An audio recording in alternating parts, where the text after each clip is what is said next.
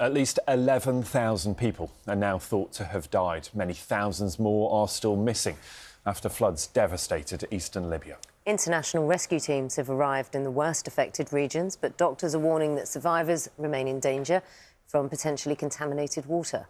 Our correspondent Simon Jones has the latest. The number of dead is rising in a landscape that has been transformed, devastated. This is what is left after more than 250 times the average monthly rainfall came down in just 24 hours and cascaded onto Derna. Entire neighbourhoods swept away as two dams on the outskirts of the city failed. A catastrophe hit Libya. A huge catastrophe. May God accept the victims. We pray for their families. Despite the scale of the destruction, the hunt for survivors goes on. Some international help is arriving. These dogs are part of a Spanish rescue team involved in a search against the clock. We've been working all day on the buildings that have been completely destroyed by the dams bursting. The scale of destruction in the city is devastating, with a huge number of buildings damaged and victims missing. That's why we are working as hard as we can. People survey the little that's left with a sense of disbelief and with questions. Why weren't residents warned the storm was coming and given time to escape? Why weren't the dams maintained to a higher standard? On the water's edge, the grim task of looking for the bodies that were swept away into the sea.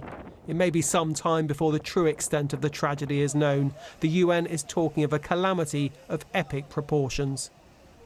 This incident is something that we never seen in Libya before. Unfortunately, it claimed thousands of lives, and still there's other thousands that are missing. All efforts are put now for rescue teams to try to be able to manage this disaster, but it's really challenging. A challenge made even harder in a country that's governed by two rival groups.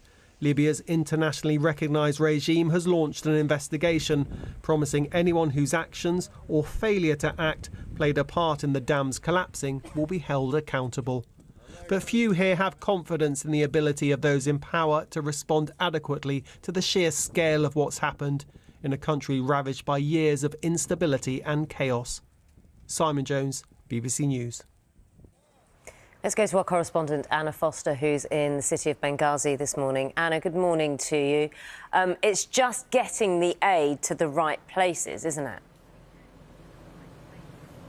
It is. It's exactly that. And that really takes two forms, Naga. The first is actually getting the aid into the country in the first place, because Libya has been ravaged by more than a decade of civil war, and it just doesn't have contingencies in place. It doesn't have the equipment. It doesn't have things like the medical care, for example. All of those things had already been decimated by the civil war. So it's getting those things in from outside. But of course, bear in mind that Libya is split really into two halves. There are two different opposing governments, and just getting permission, frankly, in some cases, to bring that aid into the country is enormously difficult. And then when it gets here, it's moving it from Benghazi to Derna. And again, that is environmental issues. The fact that the road in some places has been completely washed away, the fact that people face checkpoints and the risk of sporadic violence along the route as well. And then when they finally get to Derna, you saw there some of the images that are coming out that are just extraordinary. Words like wasteland are being used because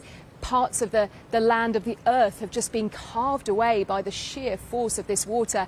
And it's all about, in many ways, the survivors now who are trying to battle against the elements, whose homes have been lost, who are living among these many, many bodies and who are trying to avoid things like disease. It is an enormously difficult, catastrophic moment, Naga, and really the scale of this is even now still unfolding.